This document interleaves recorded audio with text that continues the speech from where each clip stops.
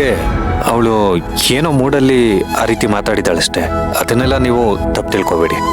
ಪ್ರಿಯನ್ ವಿಷಯದಲ್ಲಿ ನಾನು ಖಂಡಿತವಾಗ್ಲೂ ತಪ್ಪು ತಿಳ್ಕೊಳ್ಳೋದಿಲ್ಲ. ಇವಳ ಬಗ್ಗೆ ನಂಗೆ ತುಂಬಾ ಕಾಳಜಿ ಇದೆ. ಇವಳ ಆತಂಕಕ್ಕೆ ಕಾರಣ ಏನು ಅಂತ ಗೊತ್ತಾದ್ರೆ ಅದನ್ನ ತಡೆಯೋದಕ್ಕೆ ಏನಾದ್ರೂ ದಾರಿ ಹುಡುಕ್ಬಹುದಾ ಅಂತ ಕೇಳಿದೆ ಅಷ್ಟೇ, ಇನ್ನೇನಿಲ್ಲ. ಹೋಗ್ಲಿ ಬಿಡಿ. ಅವಳಿಗೆ ಹೇಳೋದಕ್ಕೆ ಇಷ್ಟ ಇಲ್ಲ ಅಂತಂದ್ರೆ ಆ ವಿಷಯನ ಕೆದಕಿ ಮತ್ತೆ ಅವಳ ಮನ್ಸಿಗೆ ನೋವು ಮಾಡೋಕ್ ನನಗೂ ಇಷ್ಟ ಇಲ್ಲ. ಪ್ರಿಯಾ, ಬಾ ಊಟ ಮಾಡುವಂತೆ. ನನಗ್ ಬೇಕಾಗಿಲ್ಲ. ಮಣಿ, ಪ್ರಿಯಾ, ನೀವೇನು ಅನ್ಕೋಬೇಡಿ. ಅದಕ್ಕೆ ನಾನೇ ಅವಳ ಊಟ ತಗೊಂಡು ಹೋಗ್ತೀನಿ.